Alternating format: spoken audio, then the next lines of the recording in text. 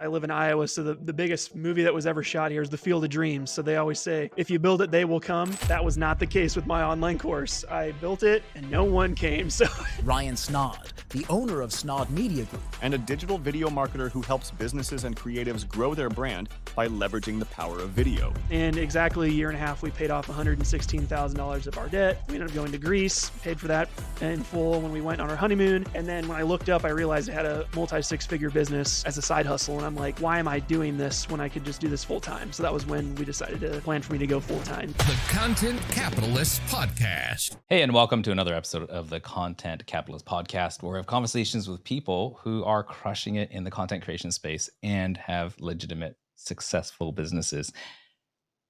The guest I have today, his name is Ryan Snaadt. I hope I'm pronouncing the last name correctly. And I met him because he had this really thriving community on Facebook that I was a part of, and he was sharing information about video content creation from the perspective of training people how to start and grow their businesses as videographers. So that was super interesting.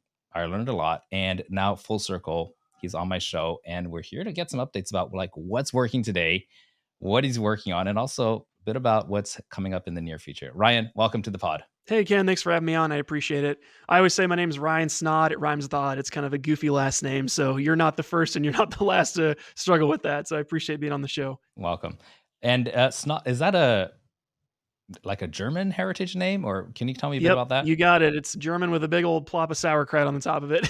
So if my great grandfather would have spelled it SNOD, my whole life would be so much easier, but he did not. So Got it. Ryan, could you give us a quick overview? What kind of people do you help in your business, and what do you help them accomplish? sure. Yeah. So I own a video production business based here in central Iowa in the States called Snaadt Media Group. We mainly help corporate and fitness clients really reach their goals with brand video. So been doing this type of work for about 8 years or so. Started my business when I was in college. My kind of story I always tell is that I started my business with a $500 camera that I bought from Target, made about $10,000 that first year with it, working nights and weekends, shooting little projects here and there, bought a big chunk of my camera kit that I still use today, and kind of started my business there. So we really specialize in fitness and corporate because it's just really fun.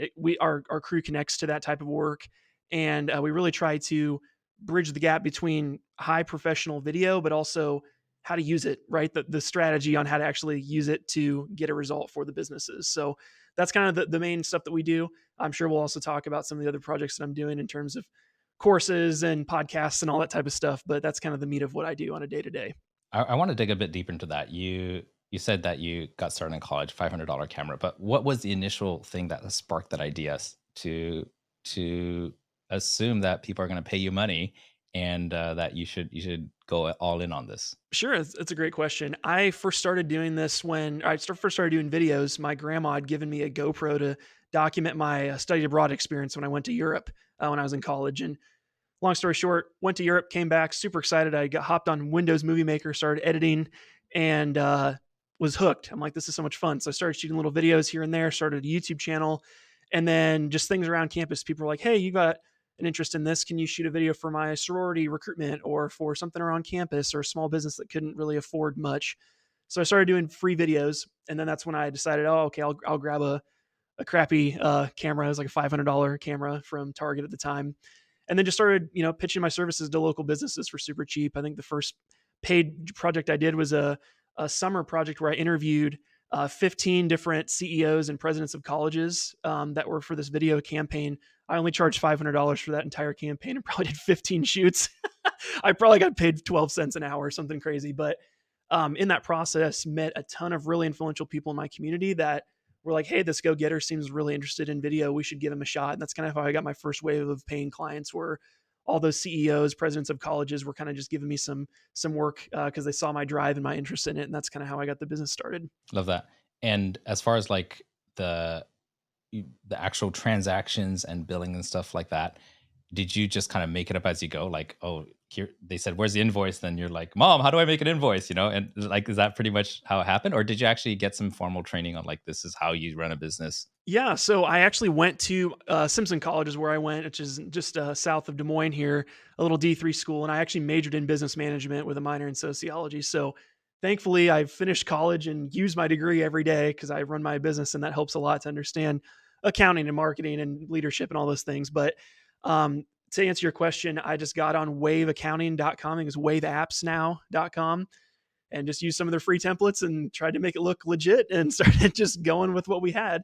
I started with a Gmail. That was really a bad idea. So we bought a domain, got a legit website name. Some of those things came a little bit after, but I think the illegitimacy kind of led to just owning it and being like, I'm early on in this process years ago, and people were taking a chance on me surely because of my drive and my interest in it. And they were like, we want to do some videos, but this kid seems like he's really interested in doing this. So I'm really thankful that people gave me a shot. Got it. Here's something I'm curious about. How many doors did you have to knock? How many conversations did you need to have? How many no's did you go through before you got your first $500 deal? Yeah, that's a great question. I ironically had a lot of inbound from just people that were wanting me to do free stuff. So eventually, after you shoot enough free projects, people start actually offering you to pay for them. So I would say I probably shot anywhere from 10 to 20 videos that should have been paid that were free to kind of build that initial portfolio. And then that's when I first started getting some paid work. But especially today, I mean, we do a lot of sales efforts for some bigger fish in our industry, and every day I'm trying to send at least 20 messages to new people to build those connections. And it's still, even to this day, is a process, but I think that's part of it. I had a sales internship when I was in college, and I was selling direct TV in a Menards, which is basically a home improvement store. So people were walking by my area, and I was getting no from about 500 people a day. So that experience really helped kind of steer my introduction to business ownership and sales, because I kind of got a little thicker skin of, you're going to hear no a lot. And if you give up after your first, person that tells you to go kick rocks, you're probably not in the right business anyway. So that was kind of my experience. Makes perfect sense. I think that in business, that's the one thing that I've seen successful people do better than anybody else is get really thick skin. Pretty much expect a no. And well, actually, no, I'm saying that wrong, but you should expect success. But after you go through a certain amount of barriers and difficulty, and if it comes too easy, then sometimes I feel like I'm doing something wrong. Does that ever happen? It's the ability to go from setback to setback to setback to get to the final, the sale, the victory, the outcome. You're pretty big on community building, and I don't know if you still do this anymore, but do you like right now? There's people who are trying to break into this industry. Like every single day, there's going to be 100,000 new people who are thinking, "Hey, should I become a professional videographer?" How do you promote like collaboration between freelance videographers? Yeah, I've always been a huge person. I always say community over competition, 100%, especially in this industry, because I mean I've been doing this for almost 10 years now. Everyone needs video. You need video. I need video. Like the local school, the local church, the local business, the local sports team. Everyone needs video. Anyone getting married wants to document what they're doing. Like there are so many niches and so many industries that everyone could start shooting, and there still would be too much work to shoot. So I've always been a huge proponent of collaboration over competition, and that's really helped me in my business, because now I have a whole stable of people that I lean on when I need bigger crews for some of my productions, rather than all of us hate each other and we never speak to each other. So I've always been a huge proponent of that, and that's been another reason why I created my Facebook group that you mentioned, which has 94,000 members in it, because I was tired of feeling alone in this industry and having all these questions with no answers. So I created my own group and kind of built my own community outside of it, and that's been really helpful and really rewarding, because there's been lessons in my online courses and free things I put on YouTube that people will comment or let me know, hey, I use this sales strategy and I just closed a $20,000 project or a $50,000 retainer for the year, all thanks to what you told me. Like I really appreciate that, and that's the kind of things that you feel like you're throwing noise out into the void and no one ever listens. It just echoes back. But that's kind of the piece that really makes me feel fulfilled, is that I know I'm helping someone else out there. And I always say I make content for 20-year-old Ryan. I'm 29 now. 9 years ago, what was I looking for on the internet? What information could I use to get where I was faster? That's really what I try to do with a lot of the things I put out. Hmm. And so the community is really a place where videographers network, they learn from each other, help grow their businesses. And do you have and I don't know if you have this, but what comes to my mind is I'm always hiring freelancers too, because I don't want to travel all the time. I've got a client, in wherever in the world, and I'm looking for communities like yours. Is there some kind of like verification or mutual rating, so you know who's like really legit and who's maybe just untested or flaky? Sure. Typically, the process I'll do is I'll put a posting and say, "Hey, I'm looking for a shooter in Chicago, Illinois for this day." I'll say the rate if I have a rate that I'm capped at, and then I say, "Can you please send me your portfolio and your rate expectations?" And that typically answers most of my questions because sometimes people will send the worst portfolio you've ever seen, and they want quadruple the day rate that goes in my area. So those things typically answer pretty well. We've tried doing a spreadsheet solution where there's just a listing of people, but once again, the quality is important to a lot of people. You don't want just some yahoo with a phone that's says they're a videographer. You want somebody that at least has industry standard equipment and a little bit of experience. So in my experience, just putting out a posting has helped that way because then I can quickly screen people that I want. But talk about an asset to your point. I have a 1.5-year-old son and a month-old little baby daughter, and I don't want to be gone more than I have to. So if I have shoots that are out of my area within a driving distance, I try to just hire out a contractor and have it shot. And it's really nice to have that. I mean, this global world, I mean, you're talking to me from the other side of the world. It's like the internet has made this industry go very, very fast, and you can hire entire productions out completely if you want to. So I think that next time I need a shoot done locally in the US, I might just hit you up, say, "Hey Ryan, who's legit? Who have you worked with before?" So then I could get the shortcut instead of having to interview 100 people. But sure, yeah, sure. community is everything, and you Most build cities your I've got trust. contacts, Yeah, so it's great, great. I've actually got something coming up in Vegas soon. Do you have people in Vegas? oh yeah, we got people in Vegas. Yep. Cool. Well, I will DM you when that happens, privately, obviously. Here's something I'm curious about. You started off as a videographer, and you're freelance doing your solopreneur thing, and then you started actually teaching people about videography and especially the business side of things. Tell me about that transition and the motivation for that. Yeah. So the reason that I started teaching people and helping them was because I had this education in business, which a lot of people don't have. A lot of the creatives in this world, they love operating a camera, cutting videos. They would rather just avoid the business side, which is why a lot of people in this industry end up working in house for a company because they'd rather just have a steady paycheck and do what they love, which no knock to that. But for me, I'm an entrepreneur at heart. I have a business education. I just happen to have this skill set. So I knew right away I was different. I was probably like the 5% of people that fell in that category. And at the time, no one was putting content out on YouTube or anywhere on the internet that people could find to improve this. Like sales tactics, like it's just this icky thing, right? Where I'm not trying to teach people how to slime a sales situation. I'm just trying to teach them how to portray their value and get paid for what they love to do. So that's kind of how I first started doing it. I started putting out a little bit of educational content and it blew up. I was one of the few channels at the time that did that. Now there's a lot more people that are doing it because they realize it's clickable and stuff like that. And then at the time, I was also researching a lot about online courses and trying to figure that out. So when I was trying to build my YouTube channel and following, I knew I wanted to kind of gear it towards business owners that were in this videographer space. So helping videographers with the business side of freelancing. That was kind of my tagline or my slogan at the time. And that helped me a lot, just have clarity. So for 3-4 years, that's all I did was create videos for that audience.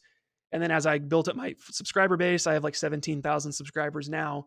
And I get like 25,000 to 30,000 views a month still on my channel.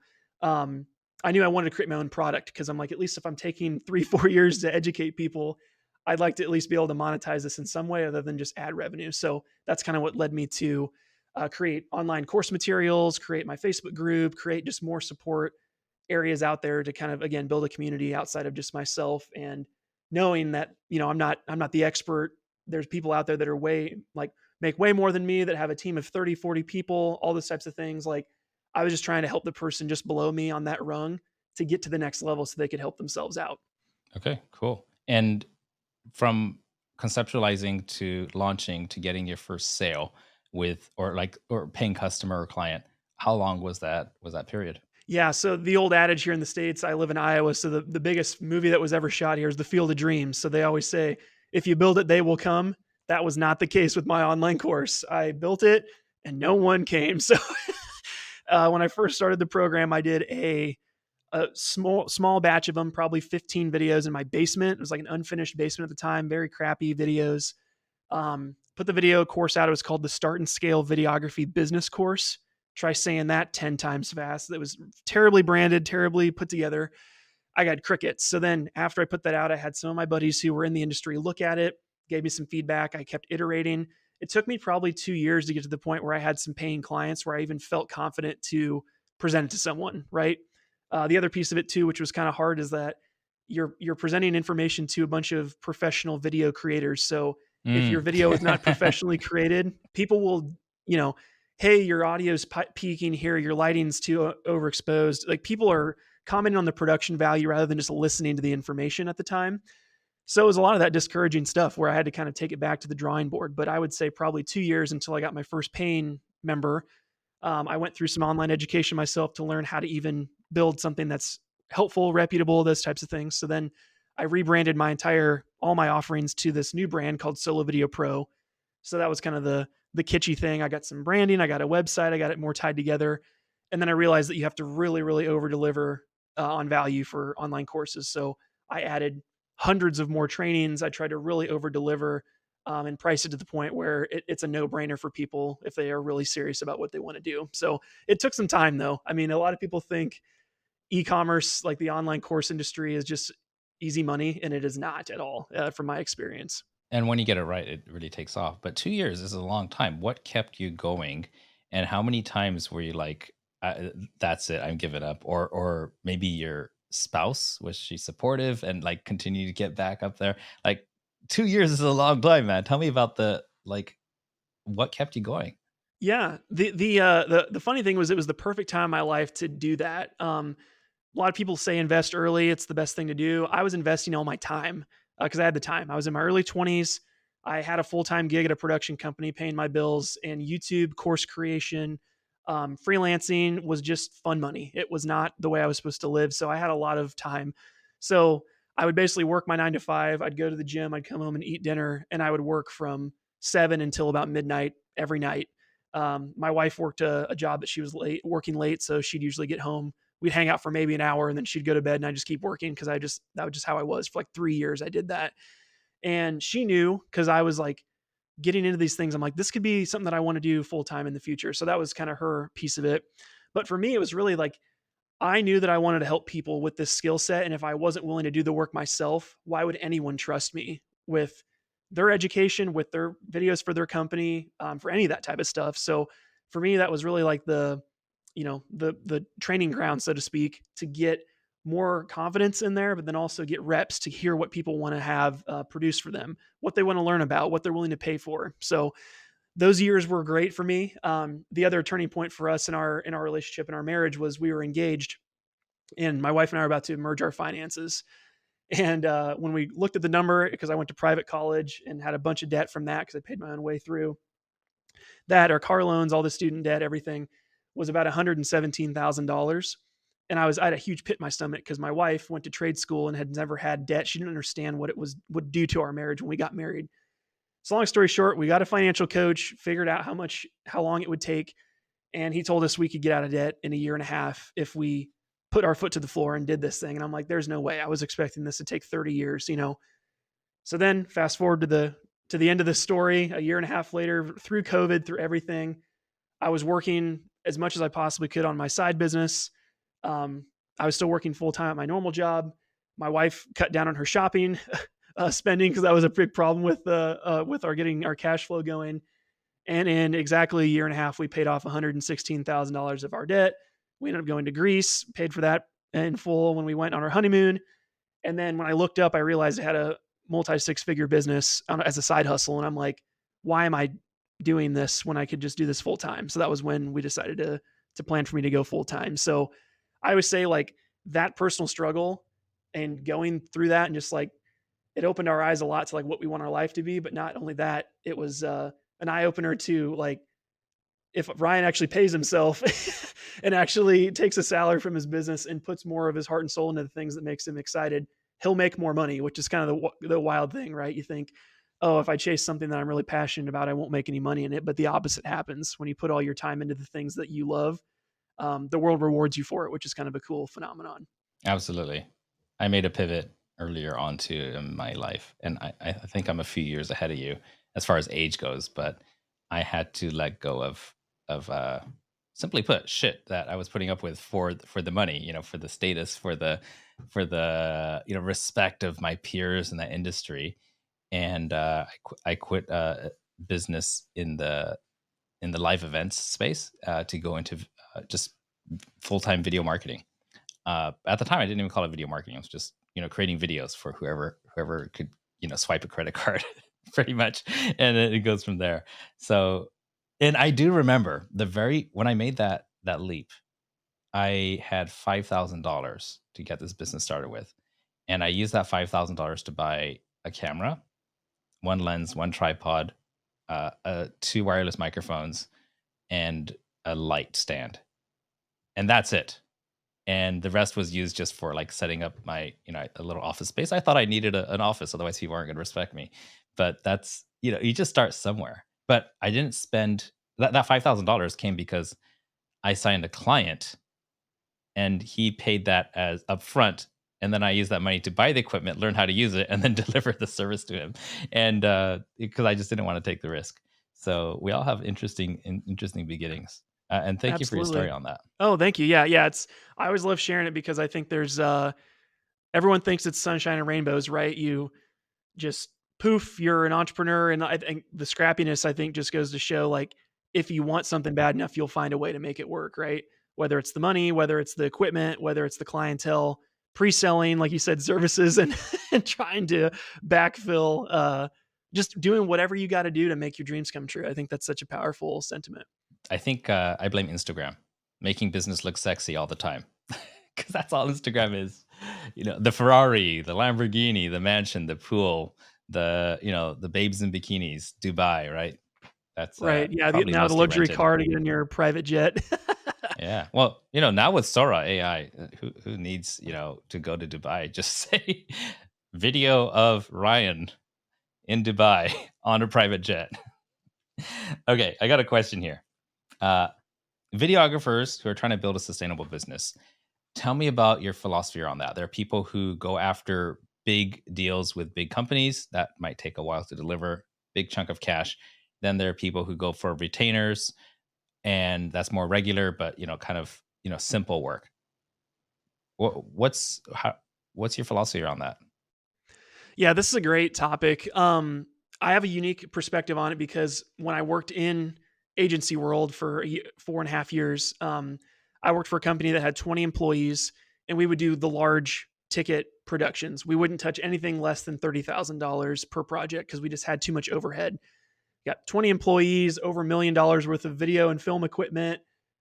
You have to just pay the bills, right? So that was the biggest thing I learned working in the industry before I went off on my own was there's this entire layer of extra clients that are below that $30,000 per project barrier that also need great service as well. So I'm not like completely against people that go that route, but also knowing you get a project for $100,000 and then you never hear from that client again, and it's these huge roller coaster waves of revenue. You get, you'd have a $300,000 month and then a month where you make $5,000, and it's like, how are we going to make payroll? The other side of it, which is the retainer side, is that I think a lot of people that get retainer clients end up very complacent because, okay, they signed a contract with me. I've got them locked in for 5 years, 1 year, whatever. I can coast. I'm not going to try hard. I'm not, I'm just going to be very reluctant to put in a lot of effort because I've already sold the contract. So for me personally, I like to have a mixture of these two things. So I like to have a handful of retainers that can at least pay all of my overhead, all of my bills, and then have the inbound projects that I want to take on be the things that I can accept or not. So for me, my business, I tend to have like 4 to 10 monthly retainers or quarterly retainers that I'll have. And we usually just do 1 year agreements because that helps me stay hungry because I know in 12 months, we're going to do a year review as if I were an employee. And we're going to look at the wins and the losses and see if we're going to keep working together again. So that's kind of the approach that I take. And then again, new projects can come in, and then I can be a lot more selective about it where it's like, well, we don't shoot weddings, but I need paid this month, so I guess we're doing some weddings. It's like, no, I can be a lot more selective and wait out a project that fits exactly those fitness type of industry clients that light us up, that make us want to keep working. So kind of a hybrid approach has been the way that I've taken that answer for that. Love that. And when it comes to doing these, you got your foot in both sides here. If you are coaching a new business owners and when in videography, like what's the one that you usually recommend they start with? Sure. Yeah, I would say if people are just starting out, it's really hard to sell a content retainer to a new client. I've only done it like once or twice my entire career. Usually you have to date a little bit before you get married, so to speak, and build that trust. So I would say the easiest way to get started would be doing mid-tier pricing or even low-tier pricing. So that like $2,000 to $5,000 project range would be a great place to start, and then gearing up and keep increasing your price like 10 to 20% until half the people that you pitch say no because you're too expensive. And that's kind of where you want to settle in based on your skill set. I always tell people too, if you're pitching, say you pitch 10 people in a month and all of them say yes, you're way too low on your pricing scale. If everyone's saying yes, you're way too cheap. You have to increase your prices. So that's usually the approach that I take is start in that, like, even if your first project's $500, like just increase 10 to 20% each project until half the people start saying no. And that's when you're in a good spot. And when people start in your world, as far as like people who you've seen and you've seen them grow, are they usually solo or are they usually like two or three people saying, hey, let's start a business together? What are you seeing? Yeah, most people I would say start as freelancers. If they go in as a cohort, it's because I'm an audio guy and I just want to do audio, or I'm a DP and I just want to, be a director of photography or just an editor or whatnot. Most of the time, people start out as a freelancer for all roles, which I think is a great place to start because you'll find the things that you love more. I'm in the process of hiring my first employee full time. I use a ton of contractors outside of this, but having a full time in house person. And everyone I talk to, I'm very interested because they're all pretty competent and everything. But I'm like, what's the thing that lights you up inside? And a lot of them, it's like, oh, I just love editing, or I love holding the camera, being on set. Like, okay, that's great because I want to put you in a position where you're the most comfortable. If you love editing, let's have you edit a majority of the time because that's your thing, right? So I think it's a really good place to start as a freelancer because then you learn what you like and what you don't, and what you're competent in and what you're not. And for me, like I said, I'm the business guy. So even though I'm very competent in editing and shooting, I've been doing it for almost a decade. I can tip my hat to people that are way better than me, and also know that if I need a project where I need a really good colorist, I'll hire it out. Or if I need a really specific editor that does TV shows, for example, compared to commercial work, I'll hire out the editor because I know the end product's going to be better and the client's going to be better off for it. So I'd rather put somebody in the right position to succeed with the project than feel like I have to just, hoard all of the job roles because I want to be a control freak. Here's something I'm interested in. What do you wish clients knew or understood better about preparing for a shoot? I don't know about you, but I showed up at some contract shoots and it was a mess and I had to re-explain everything. Like they just came so unprepared. I've got a list on my own. I want to hear from you because you've done enough shoots to have probably gone through a few, nightmare shooting occasions. Yeah, I think the main thing is try to avoid those before they happen. I've gotten pretty good at pre-screening my prospects that I can kind of tell they're going to be a problem client early on. So I can try to avoid those before they happen. But biggest misconception is that people try to tell me, well, that's way too expensive. I can just do it myself. And I always respond with, you can go ahead, that's fine. I'm not going to stop you from it. But have you ever edited a video before? And most of them have not. So it's like, okay, you're going to shoot it on your phone and then what? You're going to try to cut it together. You're going to spend all day. You're going to get super frustrated. And then you're probably going to give up or post something that looks like crap. And then you're going to risk your brand's reputation. Like, why not hire a professional just to do it? Take it completely off your plate. Did you ever say it just like that? Just like you told me right now? Yeah. Sometimes if I'm feeling super blunt, if I haven't had enough sleep. Like I don't need this guy, so I'll just say it how I want to say it, right? Yep. I've been doing that lately too with prospects that reach out that are non-ideal, that I'll usually, I don't shoot their industry often, or they have a super low budget, and I'll just tell them, hey, it sounds like you're really interested in this project, but I don't know if I'm the right partner for you because we usually only work on projects that start at this price or whatnot. I think that's usually a good eliminator of like just getting people to be very real about what's expected of them.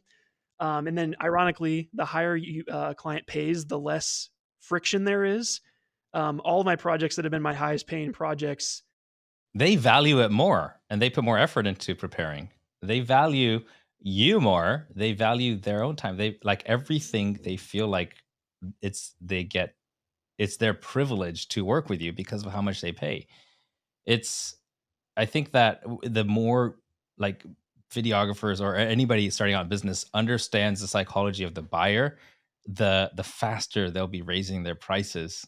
And the like for example, right now, uh I have my father-in-law visiting from France, and he's he loves red Bordeaux wine. So I ordered 12 a case of 12 bottles assorted of only award-winning Bordeaux wines. So we're tasting them every night, right? And then I bought a couple of Japanese whiskeys. And just the fact of the price I paid, every sip I savor. I'm looking for how amazing it's going to be because of how much I paid. But if I go to the local, convenience store, buy, bottle of wine with a blind test, I'm not a connoisseur. I probably couldn't tell the difference, but I'm not going to treat it with the same amount of respect as I do for award-winning wine that costs a ton more. And I think that, us as service providers, we want to be that award-winning wine experience. People pay more, they respect it. They're not going to spill it. They're not going to smash it. They're not going to forget about it. You're gonna get the right kind of attention and respect because paid more. Tell me about, on my previous question, I was also referring to the actual shoots. You show up to a shoot and sometimes there's a surprise, right? The client had like unrealistic expectations or something. Has that ever happened to you? Yeah, yeah. Unforeseen things on shoots happen all the time. I do attribute a lot of that going with the flow and figuring things out to my early days when I first started shooting weddings years ago. Because wedding days were always like you just got to go with the flow. Where a lot of people that are just in the commercial space and they have a day to pre-light and a day to set up their camera and then a day to shoot. They don't ebb and flow as quickly as somebody that has experience shooting weddings. I haven't shot weddings for years, but that was a good thing that kind of taught me how to do that. But yeah, when unforeseen things happen on shoot days, we just try to again go back to what was the goal of this video from those early calls, looking back on stylizing it, framing it, whatever. I've had times where talent have shown up and they didn't bring the right clothing. So sometimes we've had to run to the store and go get, you're wearing a branded top. We can't have other brands in this video. So we run to another store and go get another shirt or whatnot. Sometimes I'll usually just bring those backup things with me in anticipation. So then I just have it with me, which is kind of nice that way.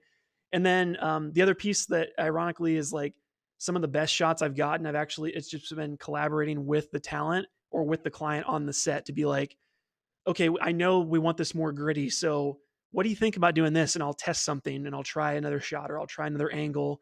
And those usually are the things that come out the best for me is like, there's this whole nother layer of really high quality video that if you just go that layer deeper in the interview process or when the client's there with the shooting selection, you can really create something really cool, which is fun. Cool. Very cool. I got a question here about hobbies. You do a few things. I know you go to the gym, or at least used to. You had some content about that. You've got a life outside of your professional life. How does that dovetail with or enhance your professional work in videography? Sure. Yeah. So I always say like my hobbies, I drive a Jeep Wrangler. So I'm kind of a Jeeper. So I like cruising around in that, big whiskey and bourbon guy. So love that stuff. And also Favorite been whiskey really, brand? really, what's that? What's your favorite whiskey brand? Currently is Jefferson's, but Jefferson has an ocean variety, which they put the barrel, again, you like the story when you're taking the sip, they cure it, stick it underneath of a cruise line ship. And it goes from America to Europe there and back 4 times. And then the ocean shakes the barrels back and forth. So there's like a little bit of sea salt in the drink. It's really Wait, good. it's actually in it. the water under the ship? Yep. So the barrels, they stick it in the bottom of cruise ships. So then like there's sea salt smell that gets in, like just rocks the barrels Huh. while it's going in the under the cruise ship. So it's It's kind of a with cool whiskey, it's really experience. the story that you got to sell, isn't it? Yes, And yes. with all premium brand, well, just like videography, with premium brand alcohols, like you're buying the Rock with tequila, right? And then there's Ryan Reynolds, Aviator, gin, right? And everybody's got their like it was the cheap gin that they stick their name on. Then there's the story. People pay more. Love that. If you come to Japan or if you haven't tried Japanese whiskey yet, there's a brand called Yoichi by single malt by Suntory, and you should try that. It's really good. I will have to. That sounds great. I love trying different ones like Irish whiskey, Japanese whiskey. Like there's all different kinds. And I've really gotten into bourbon the last year And that's been fun too, because bourbon's an American made liquor. So it's always like the history of where did this distillery come from? They opened 200 years ago, whatnot. So that's on my bucket list of things to do, is to go on the bourbon trail in the South here and explore that. But outside of the hobbies and things, like my fitness has been a really big thing. I've just been trying to stay consistent with it while we've got a newborn at home and getting 3 to 4 hours of sleep a night. But the big thing for me has been becoming a father. So we've got a 1.5-year-old son and a 1-month-old daughter at home. And that's been a super big eye-opening experience for me as a business owner, because I can spend that's probably the number one benefit for me as a business owner, is I can make my own schedule. So if I want to come in late and eat breakfast with my family, I will. If I want to take a half day on Friday and start the weekend early, I can. If I need to work late because we're not making enough that month that we have to do more to get more in, I'll do that. So it's been a huge perspective pusher for me as a man and just as a husband and a father, of like building that people always talk about work-life balance. And for me, it's just like building this big life that's like, it kind of meshes together here and there. I try to compartmentalize, but sometimes there's downtime at home. I'm thinking about work. Sometimes I'm at work, family swings by, it just kind of melts together. So I think it's like, it's taught me to be more of my true authentic self, both for my clients, for my family. Like, people are always surprised. They'll meet me in person, like, "Oh, you're exactly who you are on the internet." I'm like, why would I ever be anyone else than myself?